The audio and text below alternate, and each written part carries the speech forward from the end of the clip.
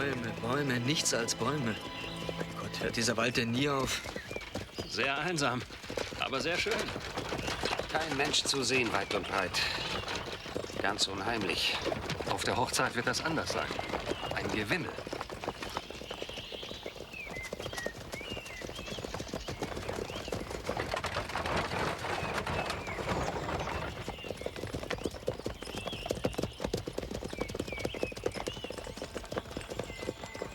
Wir kommen noch zu spät zur Hochzeit, Prinz.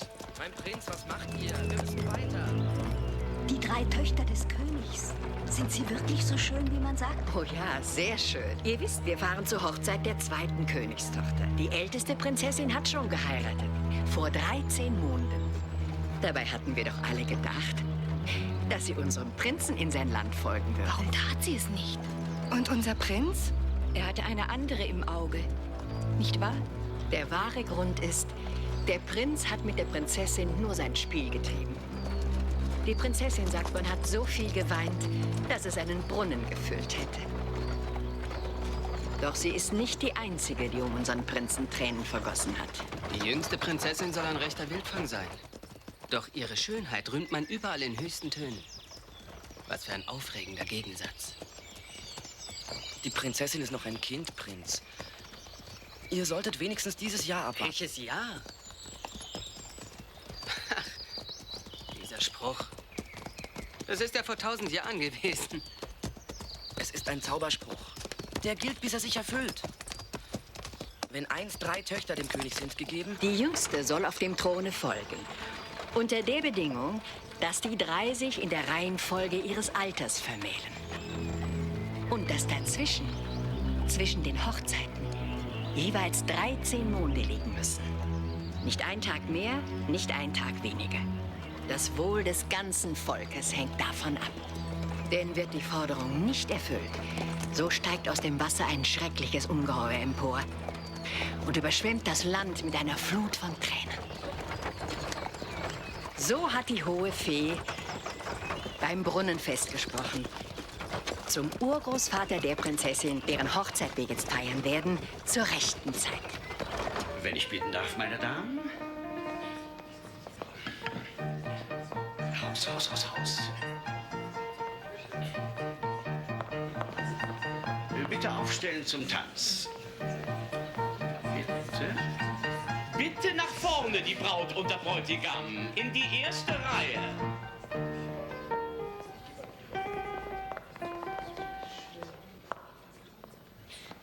Hippolytus ist netter, als er tut. Ihr braucht nicht nervös zu sein. Wer sagt euch, dass ich nervös bin, mein Engel? Da müsste schon was Wichtigeres passieren. Eine Hochzeit ist eine ernste Sache. Jeder muss genau wissen, was er zu tun hat. Aber wo ist die Prinzessin? Wo ist eure jüngere Schwester? Ruft mir die Prinzessin. Na mal los. Los. Hallo, Prinz! Wir sind müde. Wir brauchen eine Rast. Herold, Platz zum Anhalten.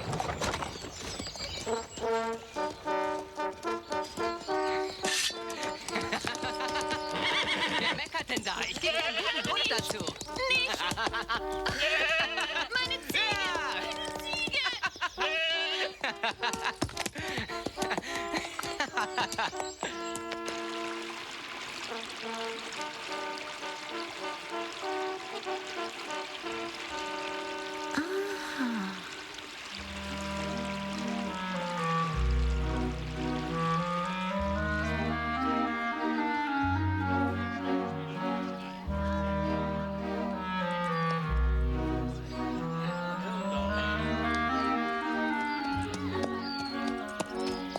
Hoheit! Prinzessin!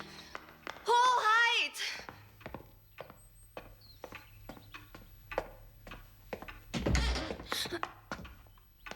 Wo ist die Prinzessin? Das frage ich mich auch. Einfach verschwunden? Kann ich sie vertreten? Was? Du? Niemals. Hoheit! Prinzessin!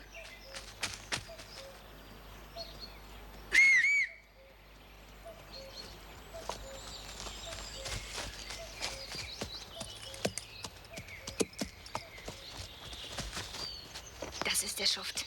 Er hat meine Schwester unglücklich gemacht. Mit Tränen in den Augen ist sie losgefahren und hat geschworen, nicht wiederzukehren. Nicht mal zur Hochzeit unserer Schwester.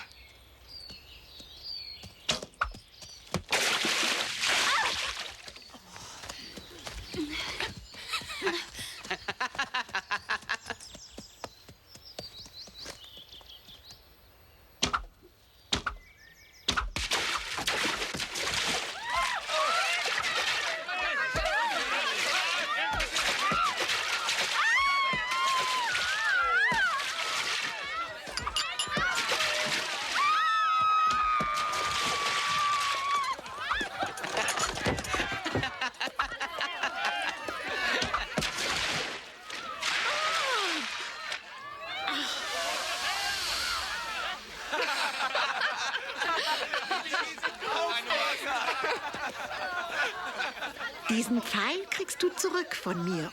Und mit ihm kommt der Ernst des Lebens angeflogen.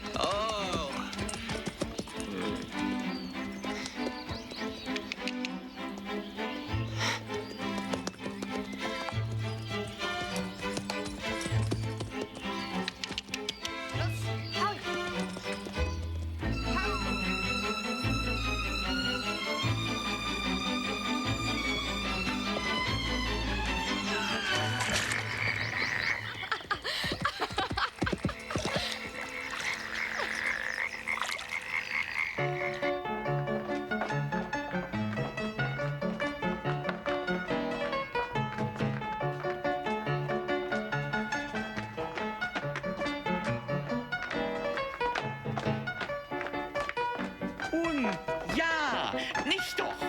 So nicht. Ach, so. Jawohl.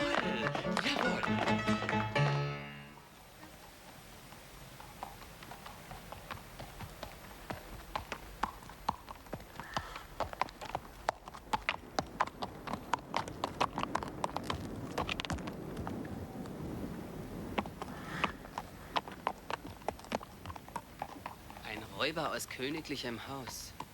Sieh einer an.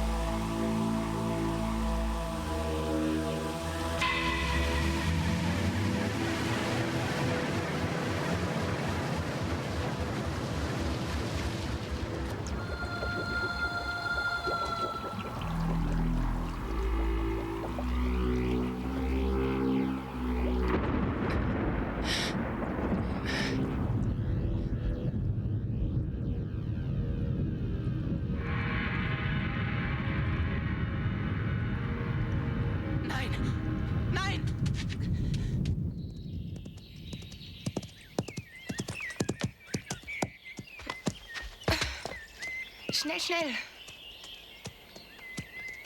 Eine extra Portion Hafer für meinen guten Freund.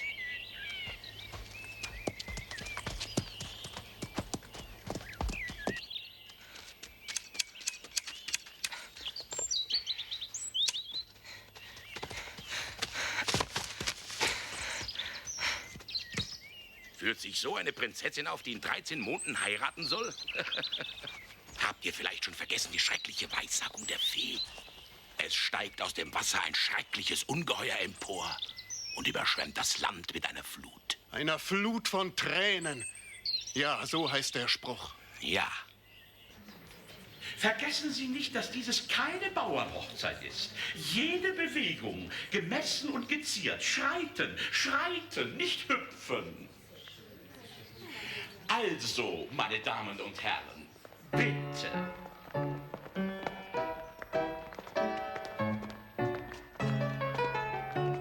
Und drehen. Die Dame dreht sich um den Herrn.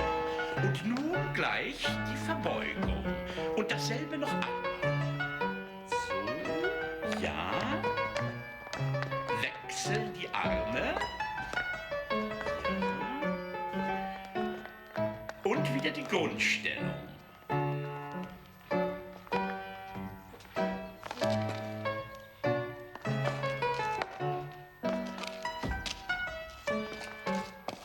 Schnell raus, zeig mir, was ich versäumt habe. Ja. Hoheit! Hoheit! Doch nicht so herumhüpfen! Was ist denn das? Langsam, nicht so hastig. Hoheit, bitte. Eure Hoheit. Wo bleibt die Würde, Prinzessin? Wo bleibt die Würde, Prinzessin? Komm, Rose, raus vor dem Gewitter. Es reicht. Diese Ungezogenheit, dieser Übermut, dieses trotzige Wesen. Schluss, das Maß ist jetzt voll.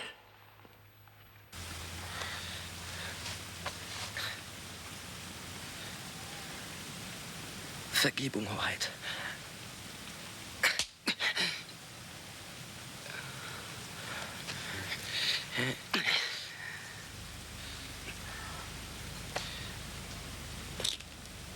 Was ist euch zugestoßen, Herr? Der Räuberhauptmann. Hast du den gesehen? Unter einem Mann verstehe ich etwas anderes. Das ist doch mehr ein Kind. Noch ein Knabe, meinst du? Aber schön, sehr schön. Von Teufel schön. Was ist? Es muss doch durstig sein. Es will nicht trinken. Hm? Ich verstehe das nicht. Recht hat es. Ich trinke auch kein Wasser. Gehen wir. Sofort, Herr. Ich möchte nur wissen... Salzwasser. Das Wasser ist ganz salzig.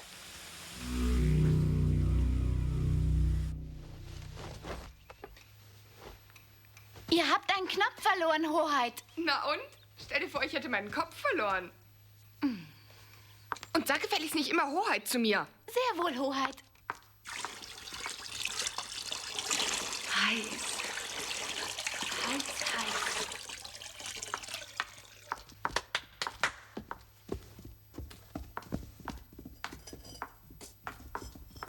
Das Bad ist gerichtet. Im Stich gelassen haben Sie Ihren Herrn, diese aufgeblasenen Hofschranzen. Aber ich habe Ihnen einen Denkzettel verpasst. Ihnen? Ich denke, ihr wolltet den Prinzen. Wie? Ach so, ja. Aber der Prinz, das scheint ein rechter Kerl zu sein. Wenn nur die Hälfte von diesen Geschichten, die über ihn erzählt werden, wahr sind, dann würde ich ihn gerne in meine Bande aufnehmen. Wenn Mama nicht diese Zotteln so schrecklich lieben würde, ich hätte sie mir schon längst abgeschnitten. Kurz, ganz kurz. Ich wollte, ich wäre ein Mann. Gott bewahre, Hoheit. Nur das nicht. Eine Frau zu sein, ist etwas Wunderbares. Das soll was Gutes sein? Nicht immer zwar, aber meistens schon. Vor allem, wenn man schön ist und noch jung. So schön und jung Wie ihr zum Beispiel. Ein glücklicher Abschluss. Oh, Majestät. Lasst euch nicht stören, ich bin gar nicht da. Bitte, Majestät. Mhm. Sehr gut, mein lieber Graf. Auf euren Finanzhaushalt könnt ihr wirklich stolz sein. Danke, Majestät. Die eingesparten 4% stehen jetzt zur freien Verfügung. Man könnte Kanonen kaufen und... Ja, oder den Kulturetat erhöhen. Das Orchester sollte vergrößert werden, nicht wahr? Mehr Flöten, mehr Geigen. Sehr wohl, Majestät. Majestät. Ja. Eure Majestät, das Maß ist voll. Pardon, Majestät. Jetzt reicht es aber wirklich. So ein Benehmen. Was für ein Benehmen, mein lieber Hippolytus? Von wem? Von der Prinzessin. Von welcher Prinzessin? Wir haben immerhin noch 2 zur Auswahl. In diesem Fall gibt es leider keine Auswahl. Ich verstehe. So geht das nicht weiter. Das rührt an die Grundfesten des Staates. Des Staates? Also das solltet ihr uns näher ausführen, Hippolytus. Nein, nicht du. Die Familie kein Vorbild mehr ist für das Volk, eure Majestäten. Sondern du. Die königliche Familie? Pardon, die Prinzessin natürlich. Und ihr übertreibt, mein Lieber. Bitte entschuldigt mich einen Augenblick. Die Kugel. Sie müsste mal wieder richtig blank geputzt werden. Am besten wohl mit Samt. Und viel Geduld. Nun, Hippolytus. Es ist mir als Ihrem Erzieher auch nicht im geringsten gelungen, die Prinzessin mit dem Gedanken anzufreunden, dass sie inzwischen eine junge Frau geworden ist. Gar nicht zu reden von dem, was eine Dame ist. Geschweige denn von all den königlichen Pflichten und der Verantwortung. In einem Jahr muss sie heiraten. Der Staat steht auf dem Spiel. Vergessen wir doch nicht den Spruch der weisen Fee vom Brunnen. Eine alte Hexe war es, eine Wasserwachtel. Egal, mein Lieber. Eine Weissagung beim Brunnenfest darf nicht einfach übergangen werden. Wir sind verpflichtet, uns danach zu richten. Das Wohl des ganzen Volkes hängt ab davon. Denn wird das Verlangen nicht erfüllt, steigt aus dem Wasser ein schreckliches Ungeheuer empor und überschwemmt das Land mit einer Flut von Tränen. Wenn das geschieht, Majestät, so wankt euer Thron. Vergebung. Also gut, was sollen wir tun? Ein Erziehungsplan muss her. Ein sehr genaues pädagogisches Programm. Und die absolute Unterstützung von den Eltern. Was war der eigentliche Grund, in dieser harschen Form Klage zu führen über die Prinzessin? Das erzählt sie uns am besten selbst.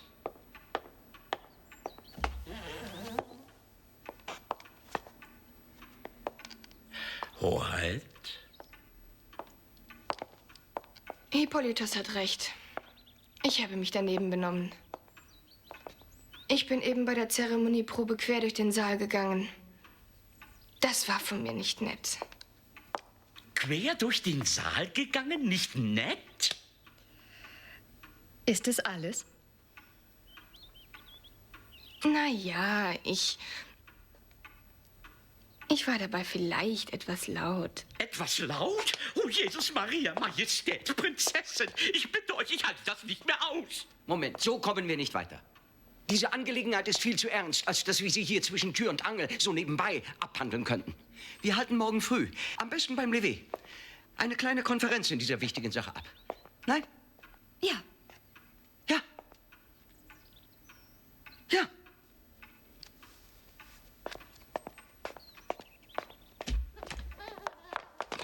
Verzeihung. Verzeihung. Die goldene Kugel.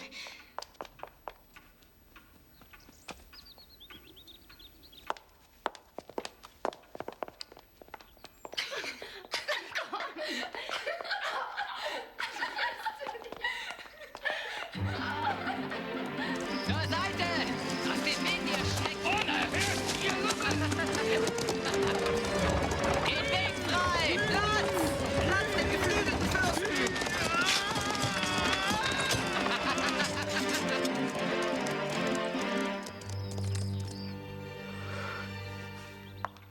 Oh.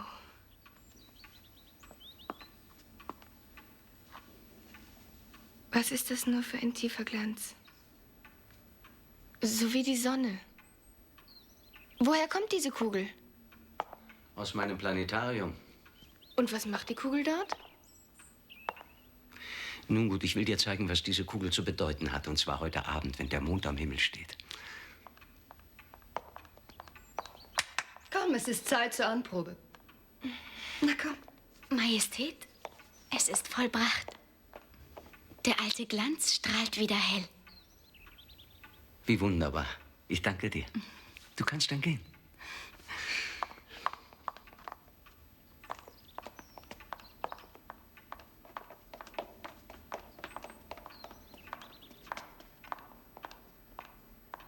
Was ist denn das, mein lieber Gatte?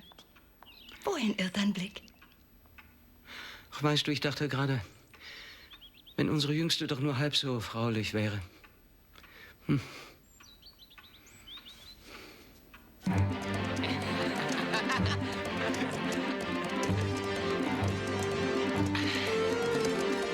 Ja, die Ernte hat begonnen.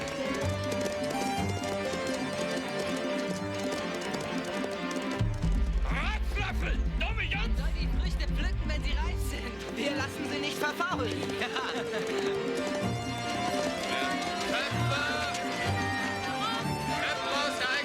Schau mal. Was für ein buntes Getümmel. Hier sind wir erwünscht. Die warten schon auf uns. Platz machen müsst ihr schon. Mein ganzer Reichtum. Oh weh, die guten Eier. Ja.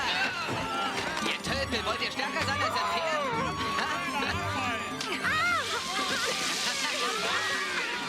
Äpfel, Birnen, das herrlichste Kompott. Nicht aufgeben, nicht verzagen, Leute. Solche Lumpen! Vor Gericht gehört her! Dem König werde ich es anzeigen! Wartet, ihr Lausigung! Für all das wirst du mir noch büßen.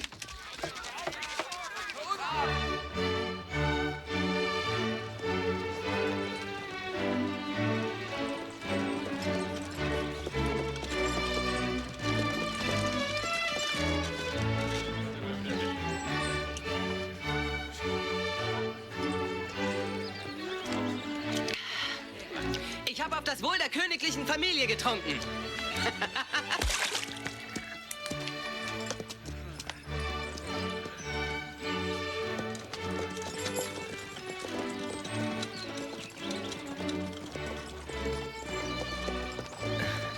Sind hier die Zofen schon so wohlgestaltet wie dann erst ihre Herrinnen?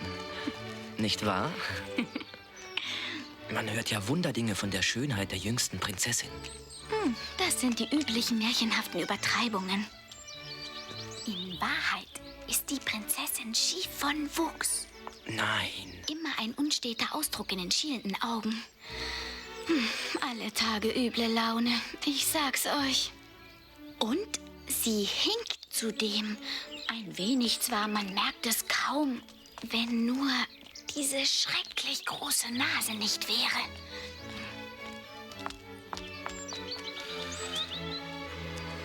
Mein Gott.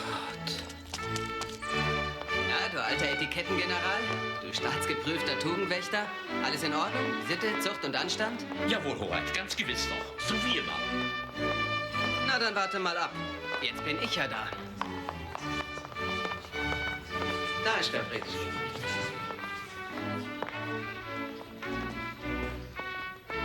Willkommen, lieber Prinz. Meine tiefe Verehrung, hohe königliche Dame. Seid mir gegrüßt, mein königlicher Herr. Willkommen, lieber Prinz. Comtesse? Majestät, ich freue mich, Sie zu sehen. Ich bin glücklich, wieder hier Zum Donnerwetter. Wo ist bloß die Prinzessin? Finde das raus. Aber schnell. Sofort, mein Prinz. Obwohl ich glaube, es eilt nicht so. Was faselst du? Bist du toll geworden? Baron Viereneck von Eckstoff im Winkel. Seid mir willkommen. Immer eine Ehre.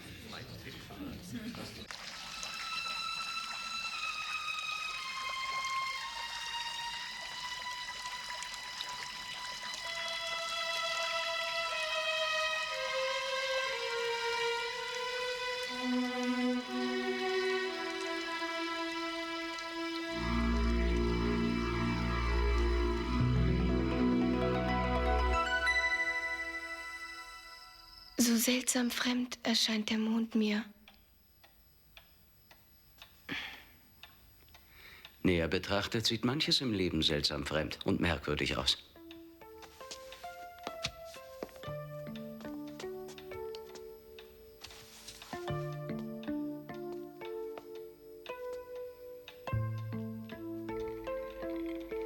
Alle diese Kugeln nennen wir Planeten. Sie kreisen um die Sonne seit ewigen Zeiten. Dieses Kügelchen ist der Mond. Und die große Kugel ist die Erde. Dort lebt der Mensch. Und dort ist doch deine kleine Welt.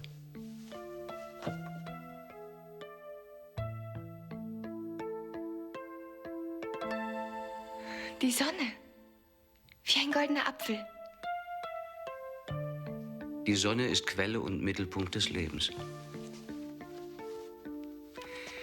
Die Sonne meines Lebens aber bist du.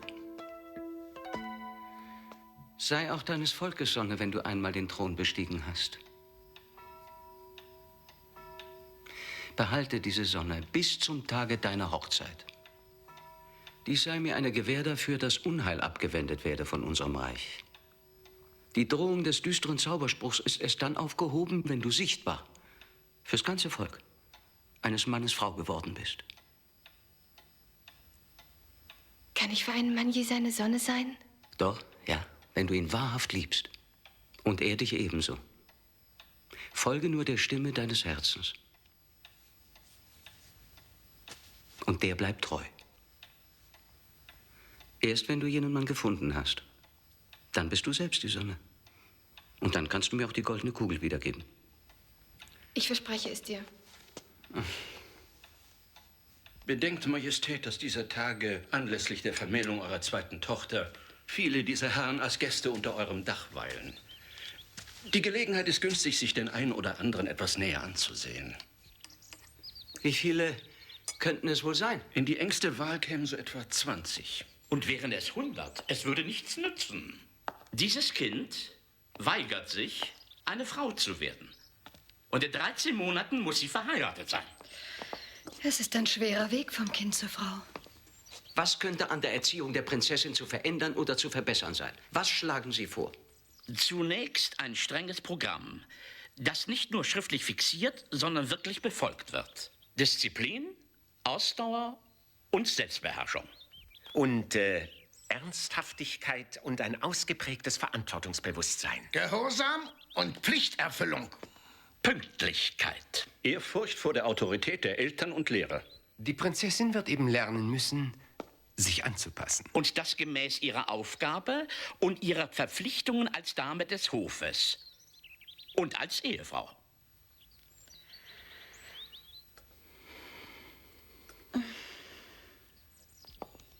Was hast du erfahren über die Prinzessin? Na gut, wenn ihr die Hiobs Botschaft unbedingt hören wollt. Die junge Dame ist launisch, voller Grillen. Sie ist mager und von schiefem Wuchs. Sie ist froschgesichtig, bleich wie eine Gouvernante. Na sowas? Klingt ja merkwürdig. Dann wäre alles, was man von ihr erzählt... Ausgemachter Schwindel, das ist die Wahrheit, mein Prinz. Ich habe es aus erster Quelle. Na schön. Wenn es so ist, wie du berichtest, umso besser. Schöne Frauen gibt es hier zuhauf.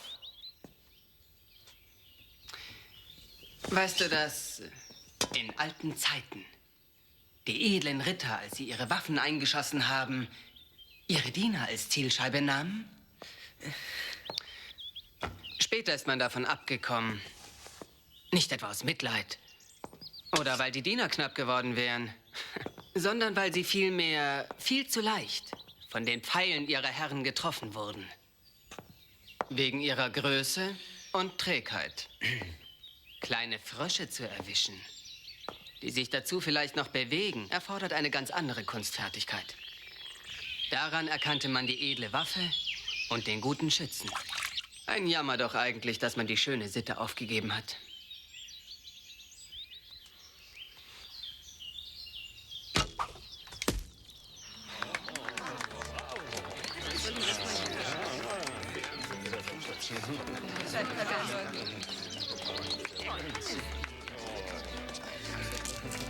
Geht wieder an mich die Wette.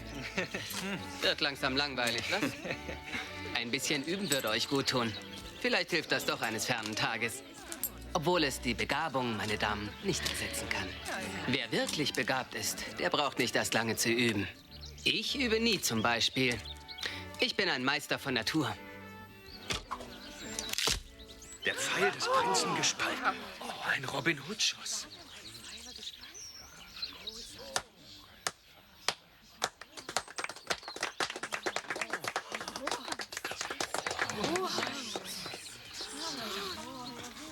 Meine Hochachtung. So etwas sieht man nicht alle Tage. Ein wahrer Meisterschuss. Herr Räuber Grün. Ein Lob aus eurem großen Munde ist eines kleinen Räubers höchstes Glück.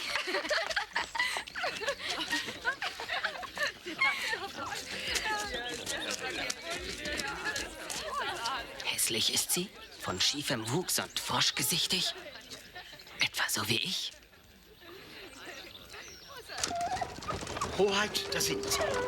Ihre Majestäten. Ja, Ihre Kutsche. Mama, ich freue mich. Ich mich auch, mein Kind.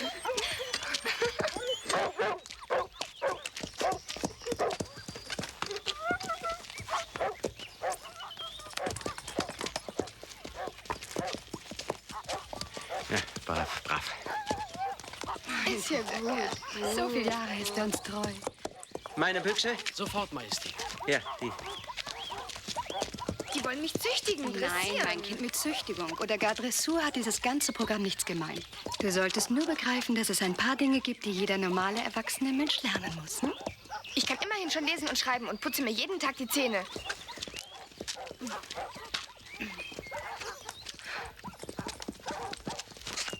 Verzeiht, hohe Dame. Da ich mich in eurem Jagdrevier nicht auskenne, wäre mir ein Führer höchst willkommen. Verlasst euch nur auf meine Tochter. Sie kennt wie niemand sonst sich aus hier, zwischen all den Büschen und am Bach. Hm?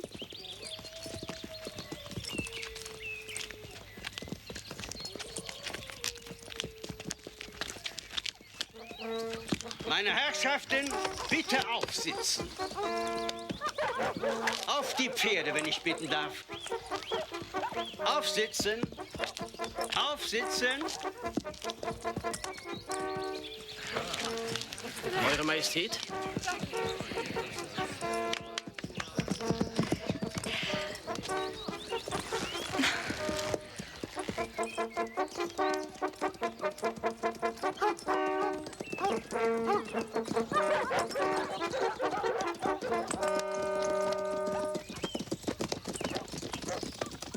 Nehmt den hier für den Fall, dass ihr wieder mal einen verliert. Zur Seite, aus dem Weg. Hey, los!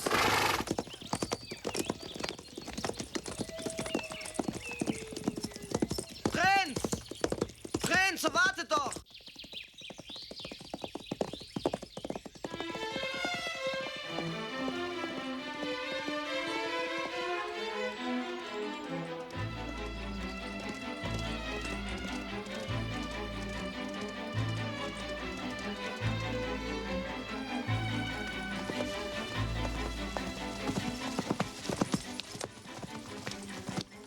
Wohin entführt ihr mich, Prinzessin?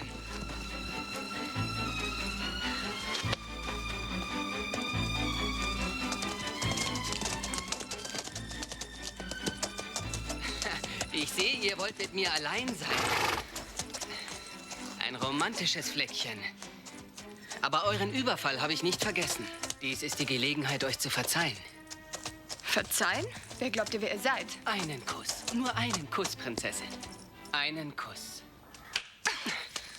Ho! Ho!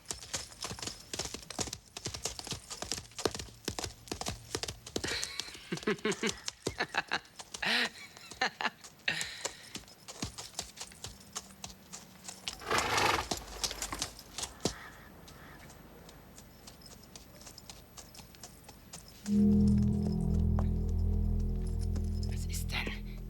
Komm schon, los! Oh!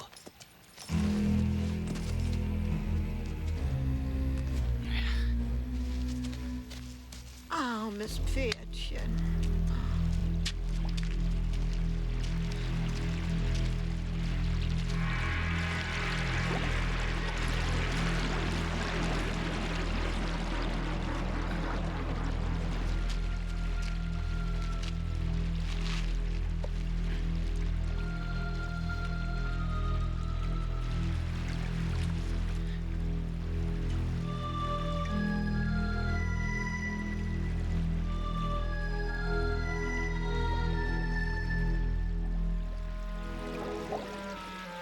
Oh nein.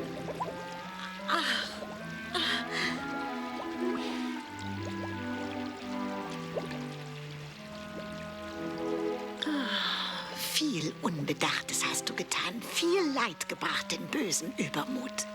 Ein Strom von Tränen ward um dich geweint. Ach, davon hat sich gefüllt zum Rande voll ein weites Meer. Bricht noch ein einzig Herz um deinetwillen, wird eine einzige Träne noch geweint durch deine Schuld. So wirst verwandelt du in einen Frosch.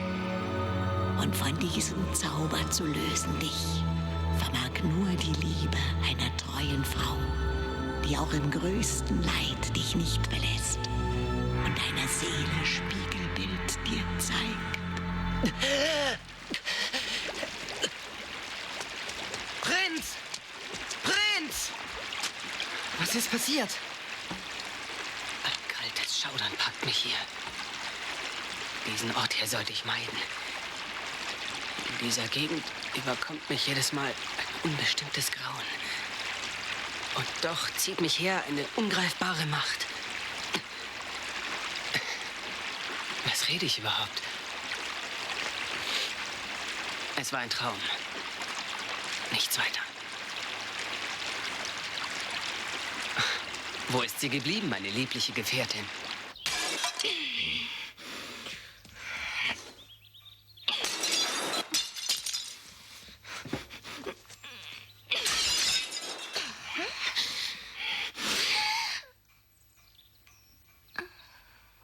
Warum bin ich nur so wütend?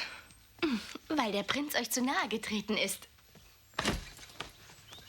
Hat er mich doch frech umschlungen und wollte einen Kuss von mir. Einen nur? Welch eine Unverschämtheit. Habt ihr ihn getadelt? Eine geknallt habe ich ihm.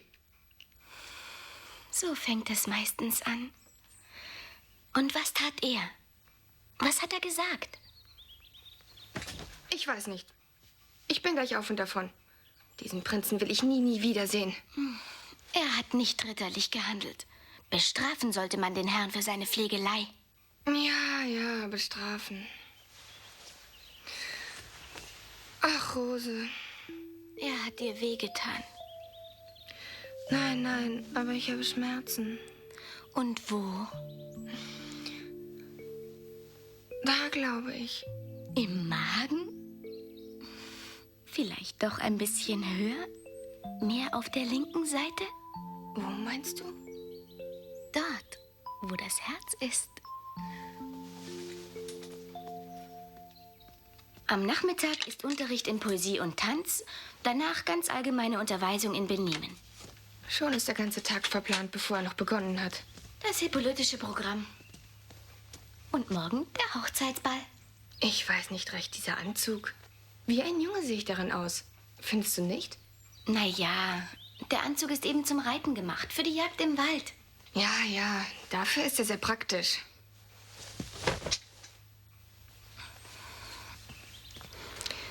Vielleicht sollte man hier oben doch den Knopf offen lassen. Wunderbar. Und den zweiten? Den auch nicht. Das könnte dir so passen. Aber Hoheit! Hoheit? Ich zeige dir deine Hoheit. Wie ein Püppchen soll ich aussehen. Nachher zur Tanzdressur soll ich wohl ein richtiges Mädchenkleid anziehen, so wie du eins trägst. So eins habe ich aber nicht, zum Kuckuck. Ich könnte euch eins von meinen geben, Hoheit.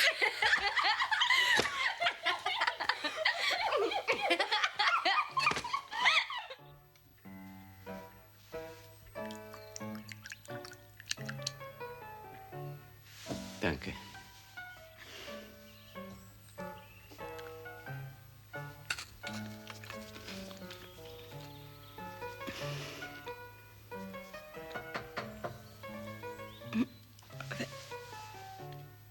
Herein.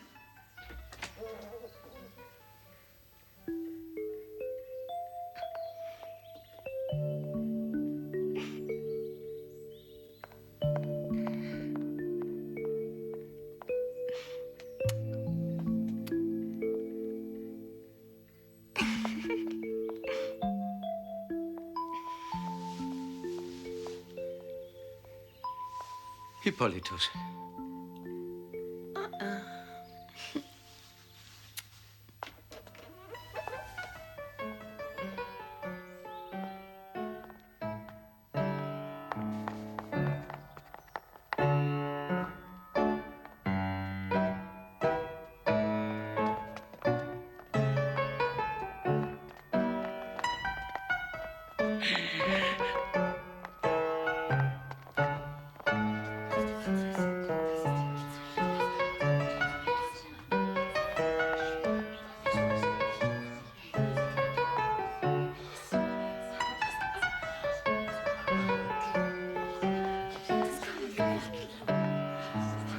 Eure Hoheit, ich bin entzückt. Vorzüglich. Eine wirklich würdige Thronfolgerin. Doch bis dahin ist noch viel zu tun. Na,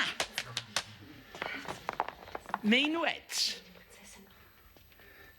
Bitte, Verbeugung und hoch und links herum und vorwärts schreiten.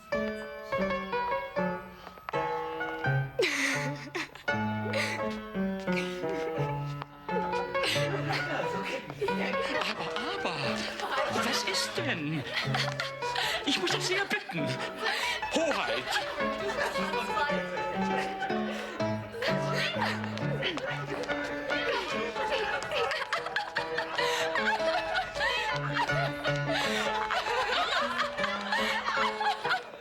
Hoffnungslos, alles vergebens. Nein, sie wird es niemals lernen.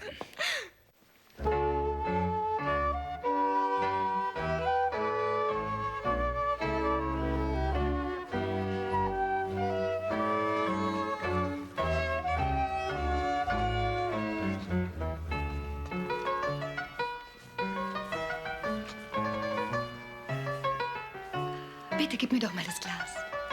Entschuldige.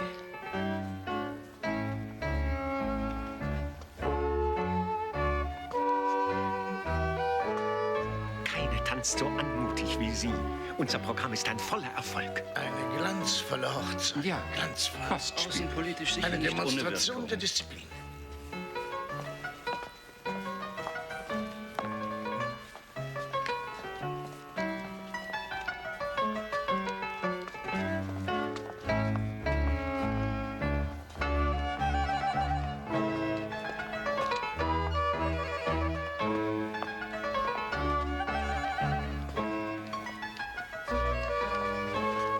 Prinz, schön, dich zu sehen. Denn wo steckt ihr, Prinz? Da bin ich doch. Endlich. Ein wundervoller Tag, meine Liebe. Unsere zweite Tochter ist verheiratet und nun auch noch diese Wandlung unserer Jüngsten. Mir scheint, wir sind bald alle Sorgen los. Na, na, na, mal immer langsam, hm?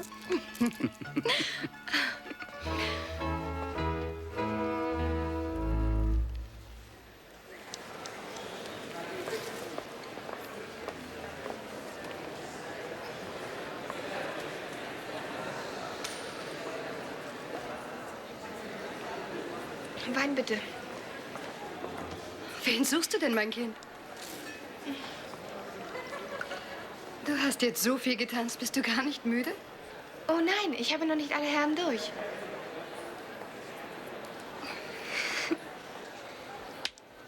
Klatsch hat es gemacht. Und wie ein Wirbelwind reitet sie davon.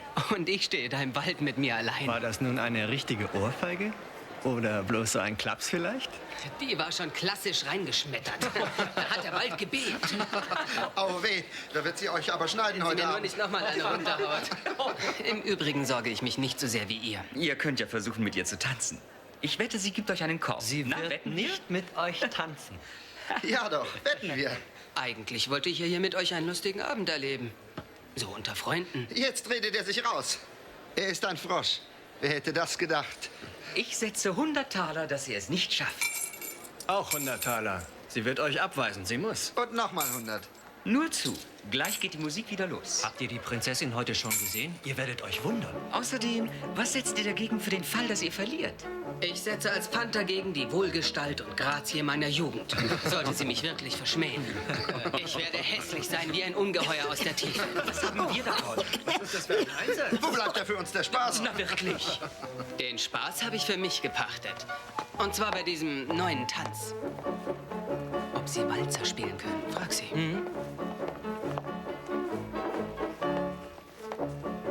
Ihr sucht doch eifrig einen Mann.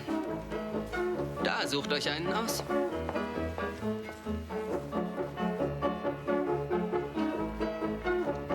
Hören Sie, der Prinz wünscht einen Walzer. Können Sie? Ja. Walzer? Ja. Ja.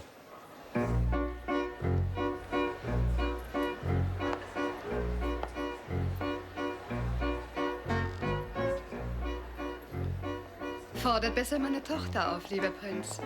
Ich kenne diese neumodischen Tänze nicht. Euer Wunsch sei mir Befehl. Doch kann ich es kaum wagen. Ich sollte eurer Tochter Abbitte leisten für einen etwas sorglosen Scherz, den ich mir gestern mit ihr erlaubt habe. Ich habe jetzt keine Lust zum Tanzen. Aber du trägst es ihm nicht nach, wenn es nur ein Scherz war, oder? Der neue Tanzprinzessin wird euch begeistern und euch erfrischen. Man nennt ihn Walzer und tanzt ihn zu zweien, nur im Kreis herum. Mir ist dieser neue Tanz nicht bekannt. Wie sind die Schritte? Es ist nicht schwer. Ich führe euch.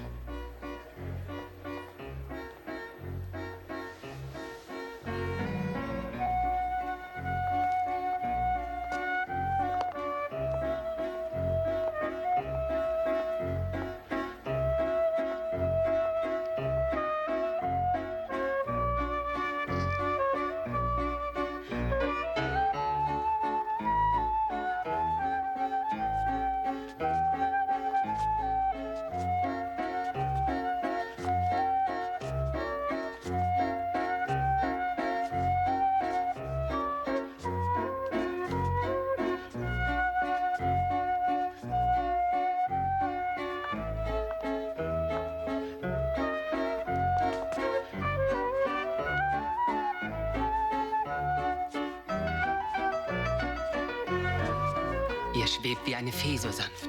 Ihr seid es, der uns führt, mein Herr.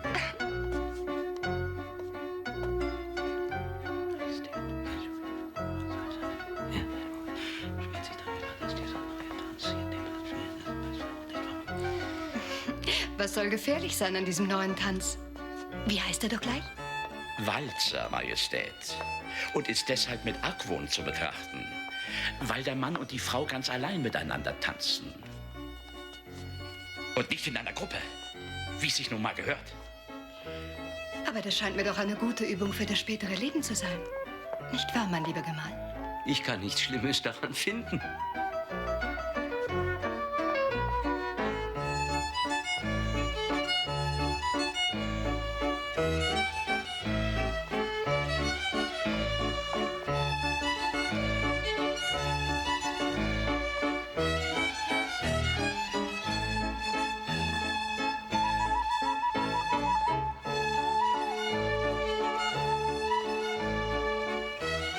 Bist du glücklich? Sehr.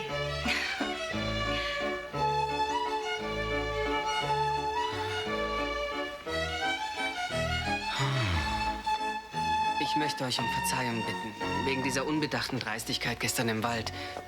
Dort bei der Brunnengrotte. Grotte? Wald? Wann? Wer? Ich schlage vor, dass ihr und ich, wir beide uns an derselben Stelle morgen um 11 noch einmal treffen. Dann will ich Buße tun am Ort der Tat.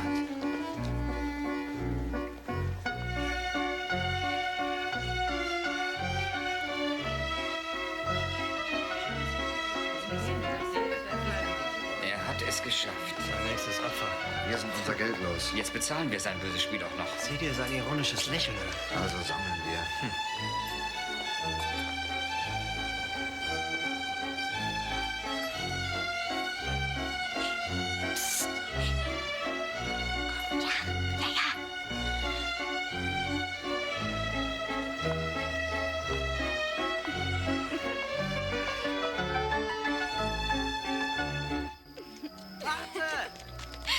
ja. Rose!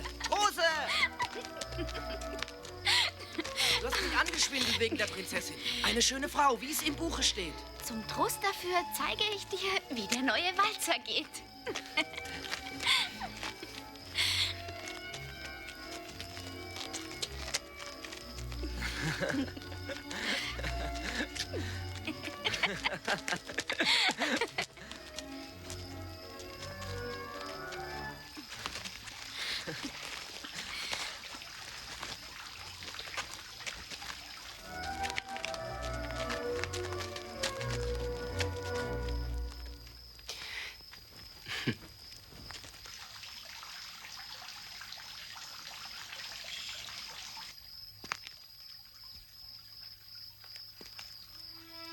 Was auch geschieht, was auch ihr fühlt, ich werde euch nicht mehr verlassen können.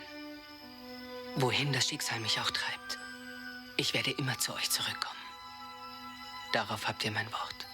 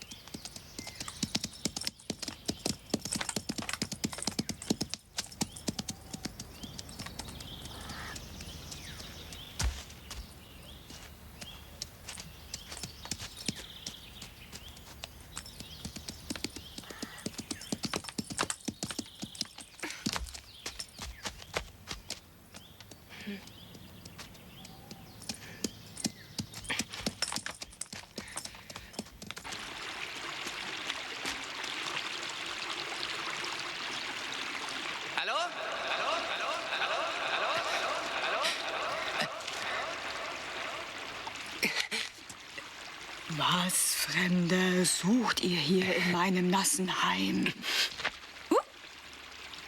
Ihr hier? An diesem einsamen Ort, Prinz Hasenfuß? Na, so ein Zufall. Zufall? Was sucht ihr hier? Womöglich euch. Und ihr? Was sucht ihr oder wen?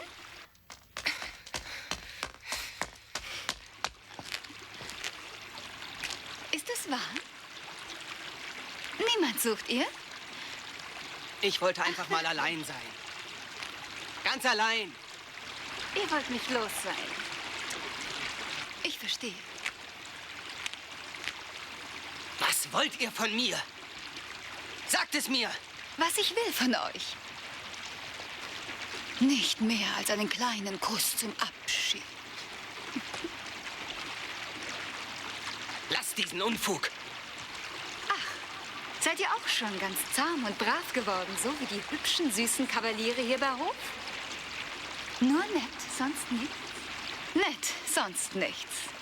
Was zahm, brav, nur nett? Na, wartet, meine Liebe.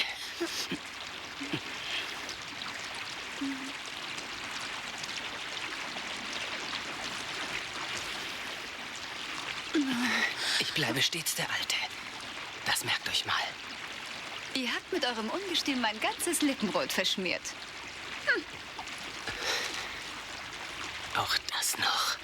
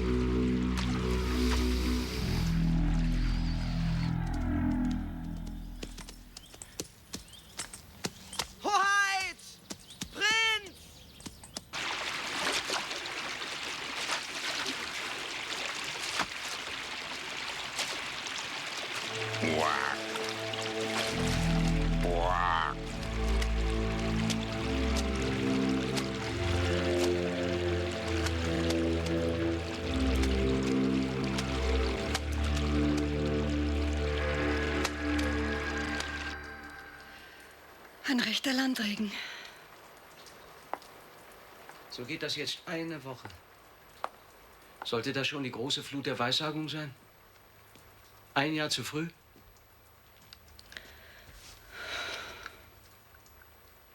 Wo nur der Prinz geblieben ist.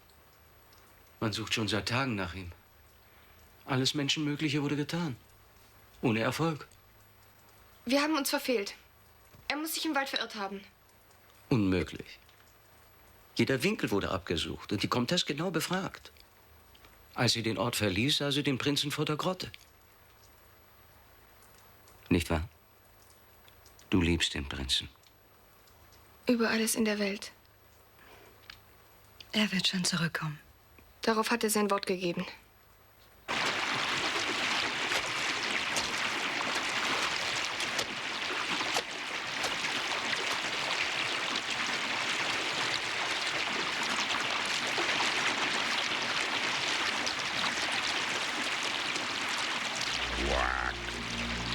Bricht noch ein einzig Herz um deinetwillen.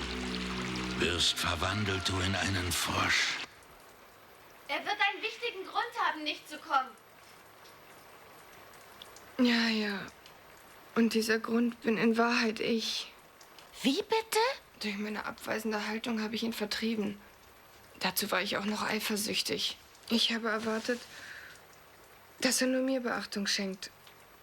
Jetzt klingt es aber so, als ob der Prinz persönlich spricht, Hoheit. Wie recht er hätte. Die Liebe lässt sich nicht durch Kleinigkeiten stören. Zum Kuckuck, du sollst mich doch nicht immer Hoheit nennen. Ihr seht die Sache ganz verkehrt herum. Nicht ihr habt ihn, der Prinz hat euch betrogen. Ich habe an seiner Liebe zu mir gezweifelt. Ich sah nur immer mich. Mir fehlt die Bescheidenheit des Herzens. Das ist das Übel. Jetzt spricht wieder Hippolytus. Meinetwegen. Dann hätte er eben auch mal recht. Wie der Prinz. Er war mir gegenüber so rücksichtsvoll, so höflich, wie ein Ritter. Und ich habe ihn stehen lassen in dem regenschweren Wald. Jetzt reicht's aber, Hoheit. Ihr seid verblendet. Sage nicht immer Hoheit zu mir. Wie war es mit eurer Schwester? Habt ihr vergessen, wie schmählich er sie sitzen ließ? Nachdem er ihr zunächst Hoffnung gemacht hatte auf eine dauerhafte Verbindung? Meine Schwester hat er nicht geliebt. Doch mich liebt er. Ach was. Woher wollt ihr das wissen? Ich fühle es.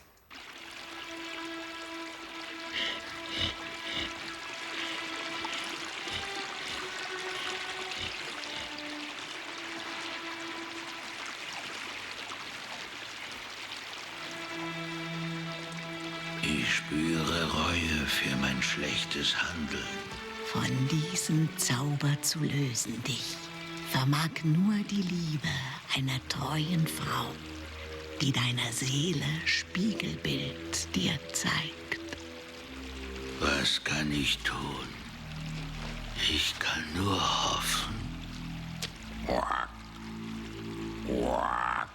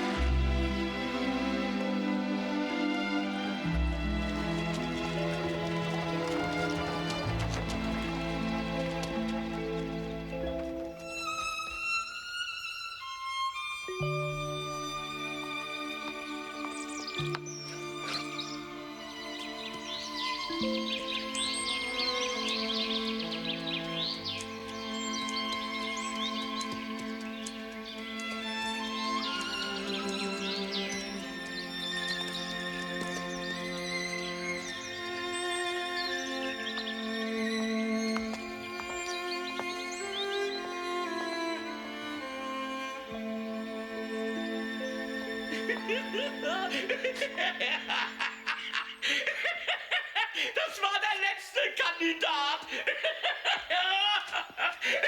Mit einem weiteren kann ich nicht dienen.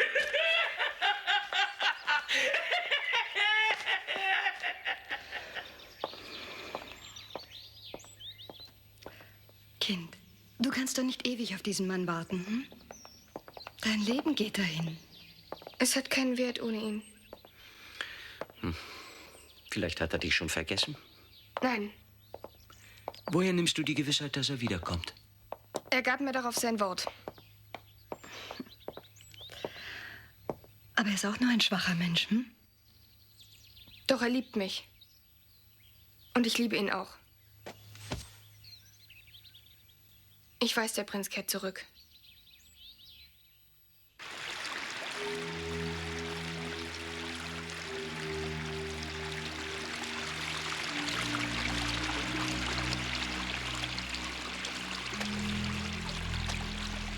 Von diesem Zauber zu lösen dich vermag nur die Liebe einer treuen Frau, die auch im größten Leid dich nicht verlässt und deiner Seele Spiegelbild dir zeigt. Er gab mir sein Wort. Er gab mir sein Wort.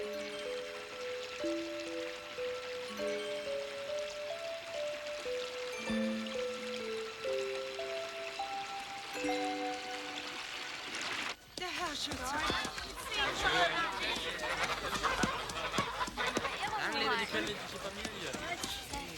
Euer treuer Diener. Ihr armes Herz beweint das saubere Fräulein alle Tage und das ausgiebig. Für euch aber, das brave Volk, hat sie auch nicht eine einzige Träne übrig. Steigt aus dem Wasser ein schreckliches Ungeheuer empor und überschwemmt das Land mit einer Flut. Steht auf, ihr Leute, eure Sorgen, eure Ängste, tut auch dem König kund. Er soll die schnelle Heirat erzwingen mit Gewalt, wenn es nicht anders geht. Die Zeit drängt. Denkt immer an das Ungeheuer aus dem Wasser. Majestät, der Zeitpunkt, zu dem die Weissagung sich erfüllt, ist jetzt allzu nahe. Das lässt sich nicht mehr leugnen.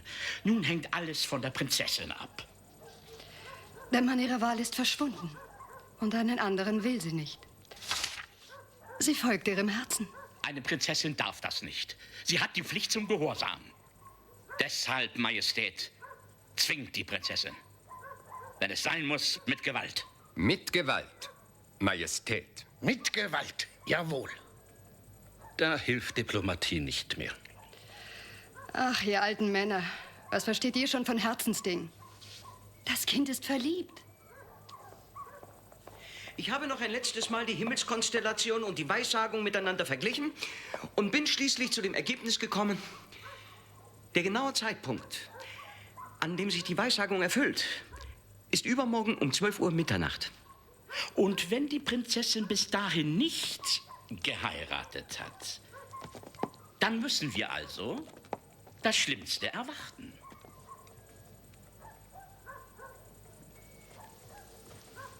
Das Verschwinden des Prinzen hat das Land begreiflicherweise in höchste Aufregung versetzt. Die allgemeine Stimmung ist ganz gegen uns. Die Armee ist jedenfalls in Bereitschaft.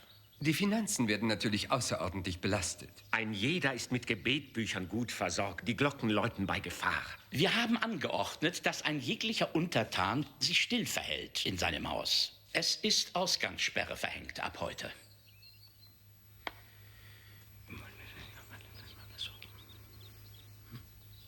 Ja. Ich danke Ihnen, meine Herren. Im Einverständnis mit der Königin bin ich jetzt dafür, die Prinzessin noch ein letztes Mal zu befragen. Die Prinzessin ist nicht in ihrem Zimmer. Und auch nicht im Schloss.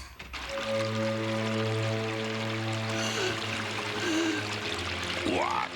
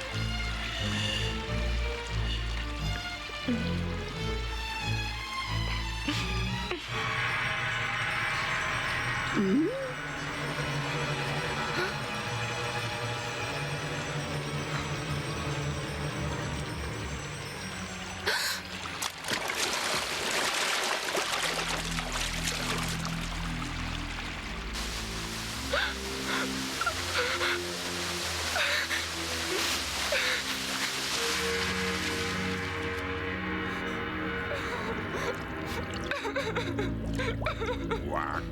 Was tut dir weh? Du heulst ja zum Stein erweichen. Na? Ich weine wegen meiner goldenen Kugel. Sie ist mir ins Wasser gefallen. Sei still und weine nicht. Ich könnte dir helfen. Was gibst du mir, wenn ich dein Spielzeug wieder herbeischaffe? Was du willst, du lieber Frosch. Meine Kleider. Meine Perlen und Edelsteine. Auch die goldene Krone, die ich tragen werde. Quack. Diese Dinge mag ich alle nicht, aber wenn du mich lieb haben willst, ich bei Tisch neben dir sitzen darf, von deinem Teller essen, aus deinem Becher trinken, in deinem Bett schlafen, wenn du mir einen Gute-Nacht-Kuss gibst, wenn du mir das versprichst, so will ich hinuntertauchen und dir die goldene Kugel wieder heraufholen. Ich verspreche, was du willst, wenn du mir nur die Kugel wiederbringst.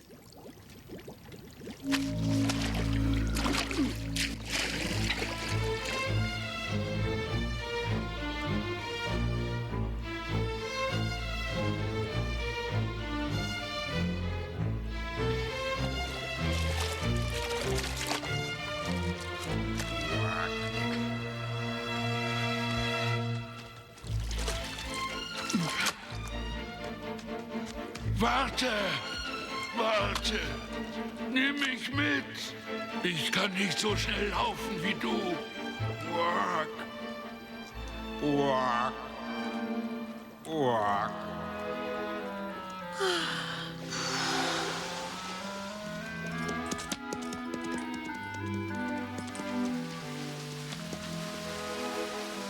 Von diesem Zauber zu lösen dich, vermag nur die Liebe einer treuen Frau, die auch im größten Leid dich nicht verlässt.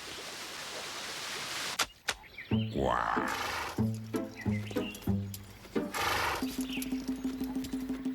Quack. Quack.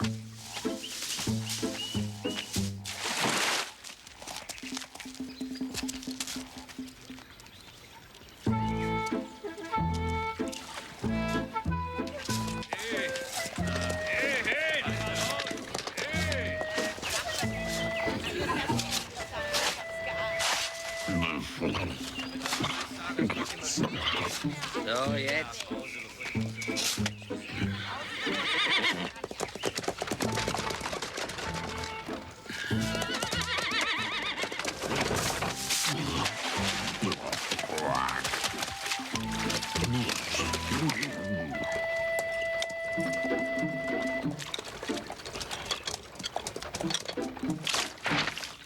Da, jetzt ist es passiert. Was ist denn? Komm. Verdammt. Sieh dir das an. Bis hierher und nicht weiter. Das kriegen wir schon hin. Oh Gott, oh Gott. Ein neues Rad brauchen wir. Meinst du? Ich hätte verrückt. Hey, ihr Trottel, macht da den Weg frei! Na, wird's bald? Ich hab's eilig, ich muss zum König! Es geht nicht, Herr. Uns ist hier das Rad gebrochen. Wir können nicht von der Stelle, wir stecken fest.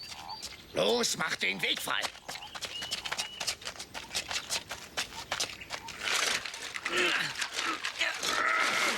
Die Fische! Alle unsere Fische! Wir sind arme Leute, unsere schönen Fische! Hey!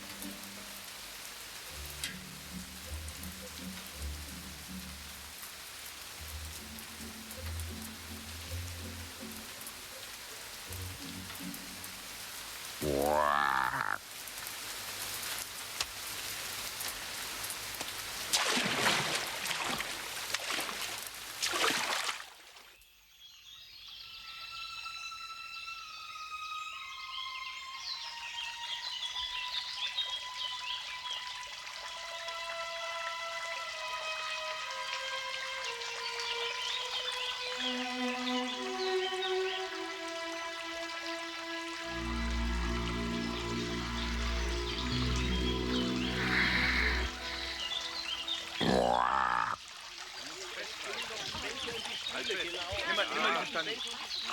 Ganz gut. Das ist gut.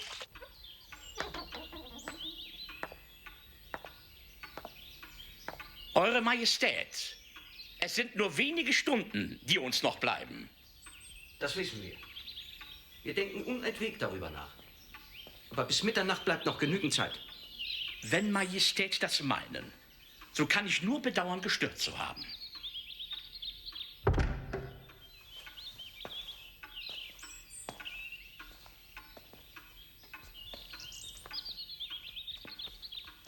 Ich habe Angst.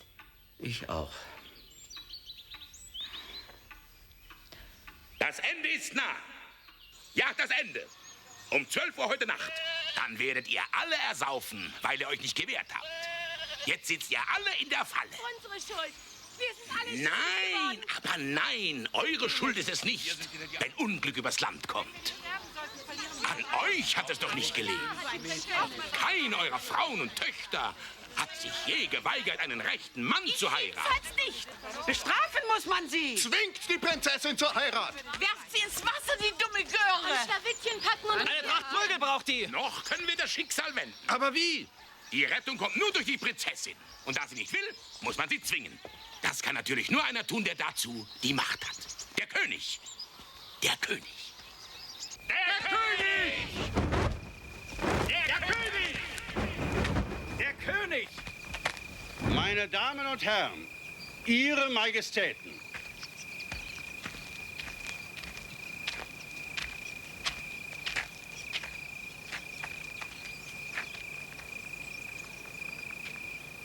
Ich danke euch, meine Getreuen.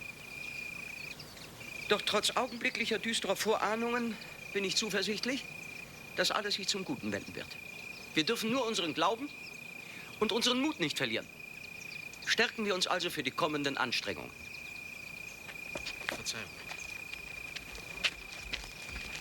Sie gestatten? Bitte sehr. Einen Augenblick, bitte sehr.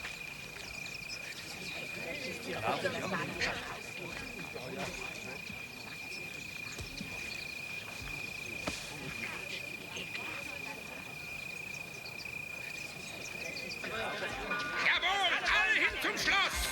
Der König muss uns anhören. Wir verlangen die Hochzeit und das sofort. Jetzt ist sie dran, die Prinzessin.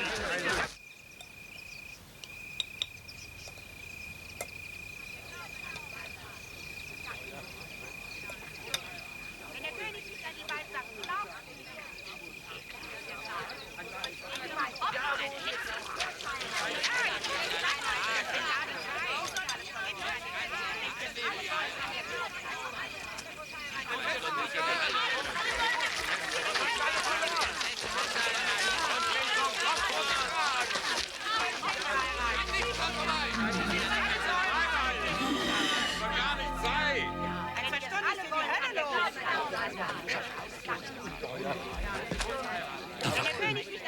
Die Garde, die Garde. Mach heraus! Im Laufschritt! Marsch!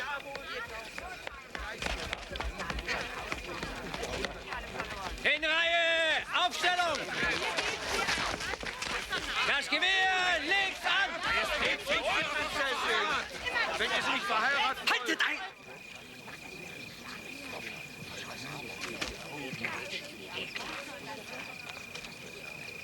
Majestät, ihr seid unser König. Wir sind zur Hochzeit der Prinzessin gekommen. Ihr könnt nicht mehr länger warten. Wir haben lange genug gewartet! Sie muss heiraten. Jetzt!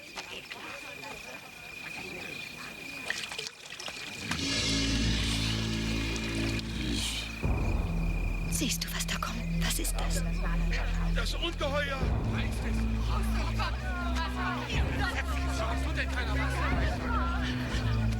Das Ungeheuer aus dem Wasser.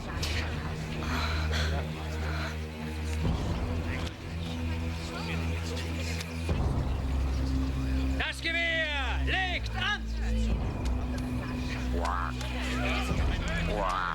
Solche Völker gibt es doch gar nicht. Wieder!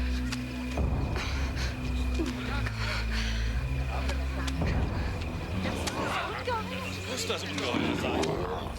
Sieht ja aus wie ein Ego. Wovor fürchtest du dich? Es ist doch nur ein Frosch. Kind! Ich kann überhaupt nicht hinschauen. Jüngste Königstochter, weißt du nicht, was du gestern zu mir gesagt hast? Am kühlen Brunnen? Was will der Frosch von dir? Als ich gestern im Wald am Brunnen saß, da fiel mir die goldene Kugel ins Wasser. Die goldene Kugel verlieren, das ist ein Zeichen für Unglück. Und weil ich so geweint habe, hat der Frosch sie wieder rausgeholt. Und weil er es verlangt hat, habe ich ihm versprochen, dass er mein Freund wird. Du hast es ihm versprochen. Nun, eine Königstochter hält, was sie verspricht. Aber dieser Fall scheint mir ein wenig anders. Ich meine, der Frosch ist doch nur ein Tier. Doch er spricht wie ein Mensch. Und auch sein Blick hat etwas Menschliches. Ich fühle, hier muss ich mein Wort halten. Der Frosch bekommt, was ich versprach. Willkommen, Froschkönig, als Gast an meinem Tisch.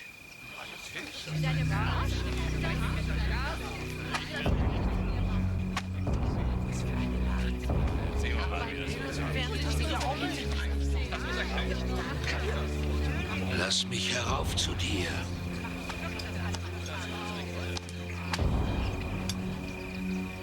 Nun schieb mir deinen Teller näher, dass wir zusammen essen.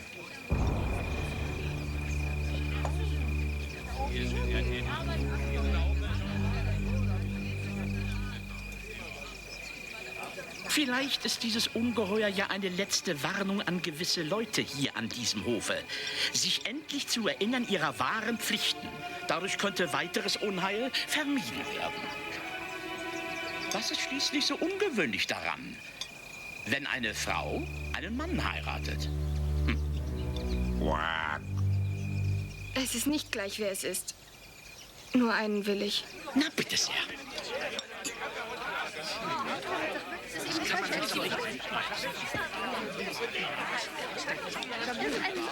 Los jetzt, wir lassen uns nicht mehr vertrösten.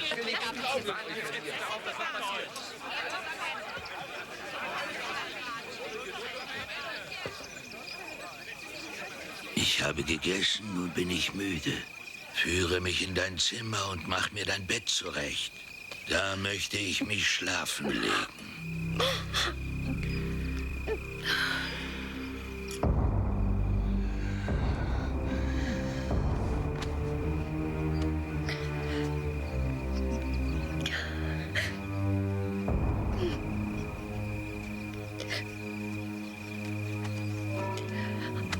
Zwei, drei, vier.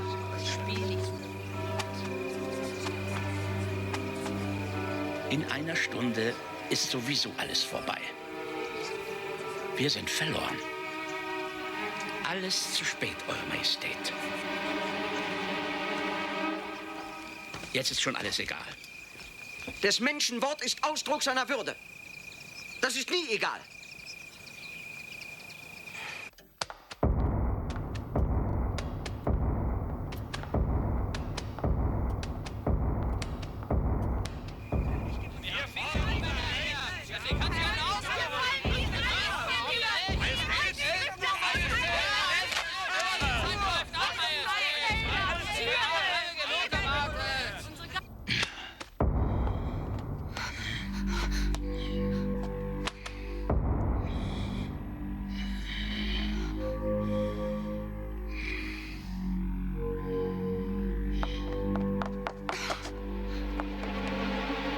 Den Gute-Nacht-Kuss, wie du versprochen hast.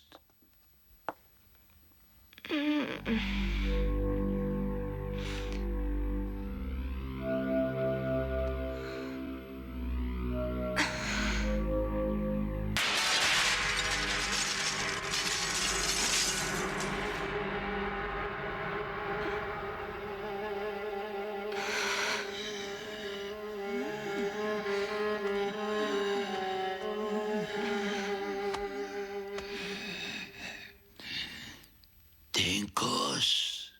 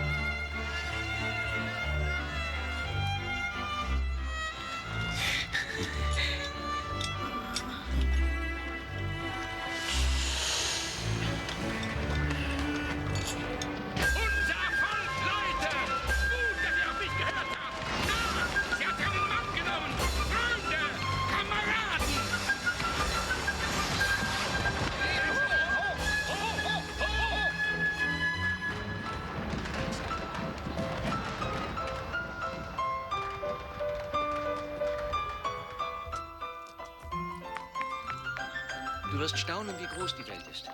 Viel größer als unser Reich. Und überall ist es schön. Und doch ist es herrlich, Ich wieder nach vergesse Hause euch zu kommen. Bitte. Mein Kleines. Glück auf allen Wegen.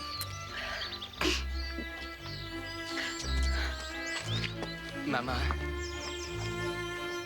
Papa.